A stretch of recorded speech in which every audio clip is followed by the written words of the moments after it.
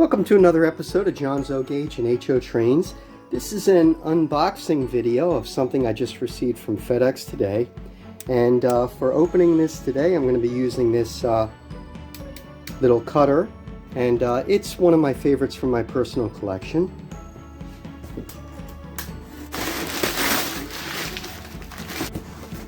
An A-B set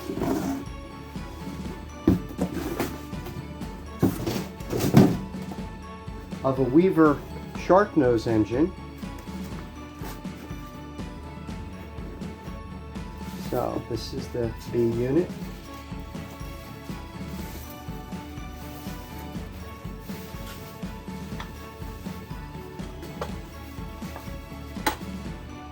Okay, now this is, for me, I thought it was very, very reasonably priced, and they did warn. They said it's been stored in a basement by the previous owner, and it does have a slight odor. So I bought that knowing that, and am prepared as an experiment to kind of deal with that. And I think that's probably why I've been watching this for a long time online, and it has sat unsold, and they reduced the price, I think maybe twice. And I think that's why it sat unsold, because people are frankly scared of that. I did read about how to take care of odors and on things like this, collectibles, toys, plastic models, and so forth. And so I'm well aware that probably some of this smells maybe more like cigarette smoke. Okay, I'm stopping the video report on what I found in testing the engine to report what I did about eradicating the smell that was in this engine and actually in the box. After a day or two of having this engine, I noticed that the smell in the box actually was very strong. So I tried some dryer sheets, which I've seen reported online, both with the box and then separately with the engines themselves, sealed in a poly bag. After weeks of using the dryer sheets, it really did not have any effect. So then I got this product, and it's called the original Nature's Air Sponge Odor Absorber. And I first put this inside the box, sealed up in these thick poly bags, and I let it sit there for, it was weeks. It worked perfectly. It took the smell out of the box. Now, I did find that it made the box, when it was sealed in the bags, very soft for a while. Then what I did is I left the box sit out. The smell was gone. I left the box sit out by itself, and then it got back the way it was, kind of stiff. It's still a thin box, but it got back the way it is. It's nice and stiff. So that's just an important safety tip when using this product, Air Sponge. It did make the carton itself soft. Now, I then took this, it had already absorbed some of the smell, and I put it inside the poly bags, sealed the engines inside it for months. After having it in the bag sealed up with the odor absorber, it really did help a lot. Yeah, actually the engine, A unit and B unit, both, I think the smell is completely gone. And this product, I would recommend the original Nature's Air Sponge Odor Absorber. This set I plan to use along with a very nice MTH Delaware and Hudson passenger set. I've currently been running that set with a Lionel Lion Chief Plus RS3, and it looks pretty nice, but I realize it will look a lot nicer with these Sharknose units, which the Delaware Hudson did actually have, although I don't think these road numbers, I'd have to check that out again. But that is just beautiful. I mean, I think it has been run, but they were very careful to put these pads back in here. Online, it did say that there were some small scratches and scuff marks. I don't really see anything. I mean, it's nice that the ladders are still there. That's very nice, and I think on the A unit, the same was true. It's got really a dummy coupler on the rear, and it looks like there's maybe a centering spring or something here that's not quite right. I'm not sure about that. It looks like maybe that's not quite right there. It's just kind of dangling.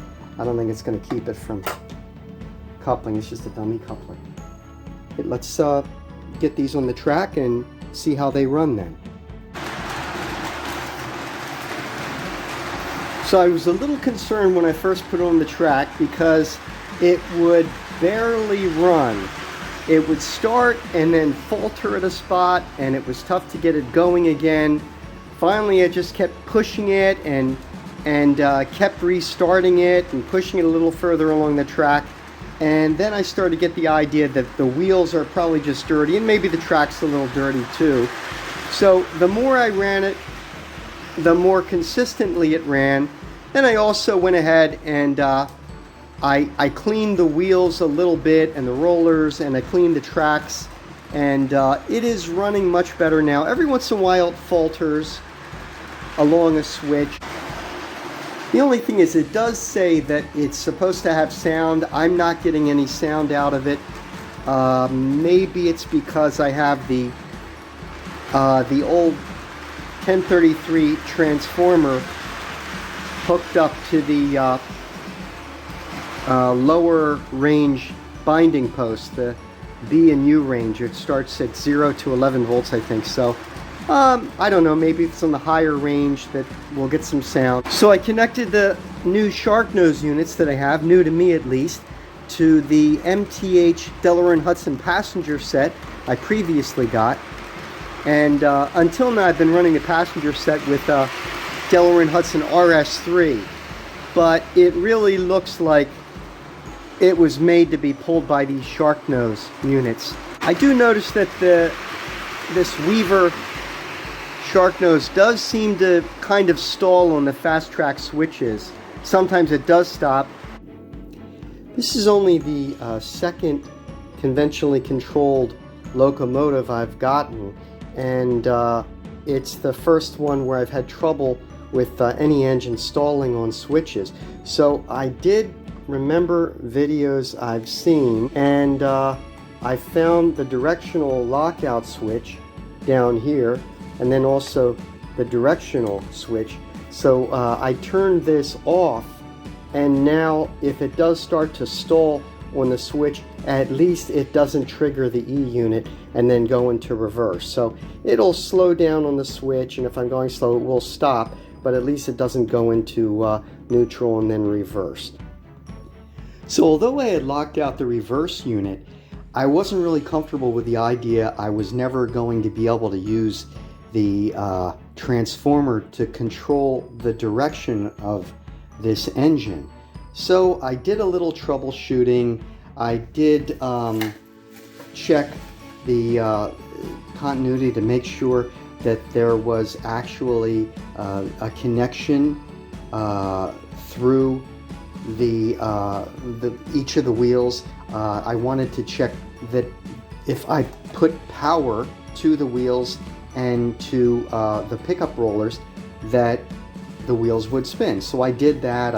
I took the wires from the transformer and I connected one to each of the wheels. So I did that, and it did run. It sometimes stopped running, and it seemed to be that the problem might center on the front pickup roller, because it would always drop out. It would stall at exactly, if I ran slowly enough, the engine would stall at the exact same point on both of the mainline switches. That as soon as this pickup roller, or I should say as soon as the back pickup roller rolled into the dead spot of the switch where there is no power, the front pickup roller should pick up the power because I noticed, well, it's over a spot of track that does have power, and I tested it. In each case, it dropped off as soon as this roller rolled into the dead spot, and even though the front roller was over a spot where there is power to the center rail, it would stop. In each place, at exactly the same spot, if I was running slow enough. So I thought the problem has to be the front pickup roller. I undid the screw. I moved the suspected bad pickup roller to the back. I put the back on the front, reconnected the wires, ran it around the track. Now the problem was essentially reversed. Now the problem always happened when the front pickup roller rolled into a dead spot, and the back pickup roller now was over a spot that was known good on the track. The center rail did have power, I tested it, and the problem was in the back. So I thought, okay, for whatever reason, doesn't make sense to me. For some reason, this roller itself is not always conducting electricity. I checked on the O-Gauge forum online, O-Gauge Railroading Magazine, and I searched using Google, found a post that was 2.5 years old, and a gentleman, in response to a question about a Weaver Sharknose, somebody had a problem with their pickup. He said that he had fixed somebody else's Weaver engine using a pickup roller from Bachmann's Weaver by Bachmann website, a replacement. He said, suggested 2.5 years ago, but he suggested, check, see if it looks the same. I did that, it looked identical. I went ahead and ordered one from Bachmann's website and got it, and I thought, well, if it doesn't work, if this doesn't play out, I only would lose about $21 including shipping. Not too bad. So skeptically went ahead, ordered it, got the part a few days later. It's only slightly bigger than the old one, and since the suspected bad roller was now on the back, I replaced it. Here is the old Weaver pickup roller compared with the new, what Bachmann calls a universal pickup roller, and the new one only just slightly longer, maybe a 1/16 of an inch longer, something like that. It's virtually identical. You flip it over, it really does look identical. And although I bought the assembly, including the insulators and the screw, it looks like those would fit exactly into this slot. So they used a universal pickup roller. I only used the pickup assembly itself. Put it on, and so hopefully that is going to work. So again, if it doesn't work, it's only $21, I'm out. So we're going to put it on the track, run it around. So I've got the Sharknose units on the track now, and we'll power it up and we'll just test it.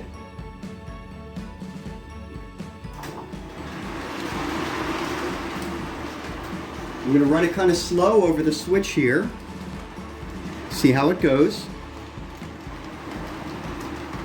Well, that's good. There's no stalling. And there's another switch on the other side of the center divide there.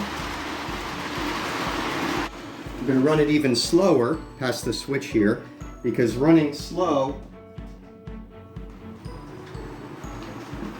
it would definitely stop.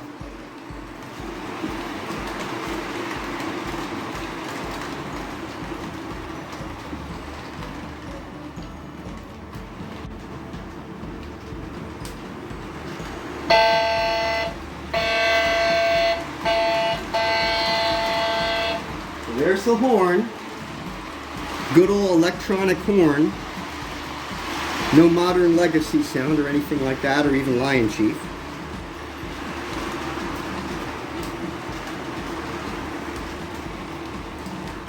So I'll stop it right on the switch.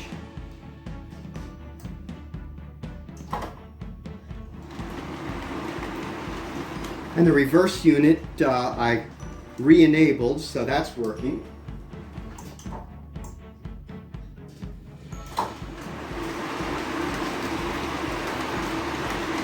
So I'm glad to have that back again. So we're going to run it past the switch on the back side of the layout.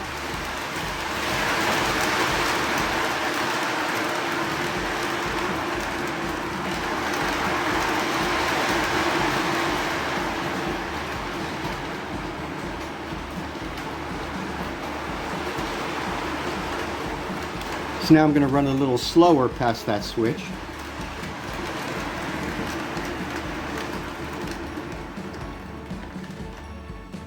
Doesn't seem to be any problem there.